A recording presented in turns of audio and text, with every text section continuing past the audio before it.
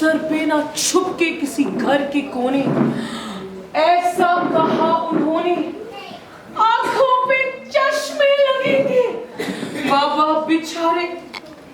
कैसे दूल्हा ढूंढे, ऐसा कहा उन्होंने।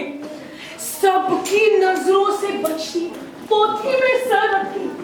लाज शर्म छोड़े लड़की लगे किताबों में रहनी,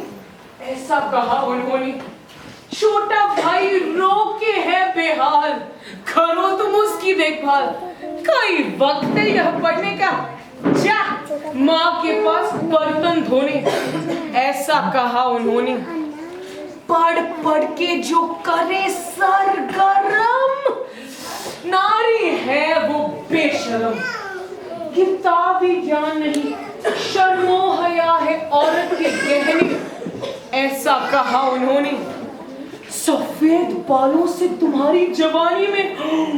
अंधेरा छा जाएगा, वो कौन सा मर्द है जो बुढ़िया को बीवी बनाएगा, आंखों की चुर्री वाले कोने लगते बड़े घिनौने, ऐसा कहा उन्होंने। पर बुरे ख्याल लगते उसके सर में जाने,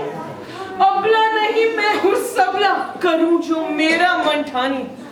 मुझे डर नहीं किसी का, हूँ तैयार अब मर्दों से टकराने, ऐसा कहा उन्होंने। ना झाड़ू ना पोछा ना बर्तन घर भर, कौन सा मर्द चाहे बीवी पढ़ती बस दिन भर, अब क्या मर्द संभालेंगे जब लगेंगे बच्चे रोने, ऐसा कहा उन्होंने। ना कोई रीत ना बुजुर्गों का सम्मान, कैसा है ये किताबों का ज्ञान, कौन आदमी आएगा इस बिगड़ैल से प्यार जान, पैर छूना तो दूर लगी बड़ों से जबान लड़ाने, ऐसा कहा उन्होंने। किताबों ने भुला दी इस लड़की को परंपराएं सारी, बना दिया इसे बेगैरत बेहया झगड़ालू नौनी, ये बच्चों को शिक्षा क्या देगी, ये सुपरनखा मर्दों को इज्जत क्या देगी, इसको शेर दोगे पड़ेंगे लेने के देने, ऐसा कहा उन्होंने।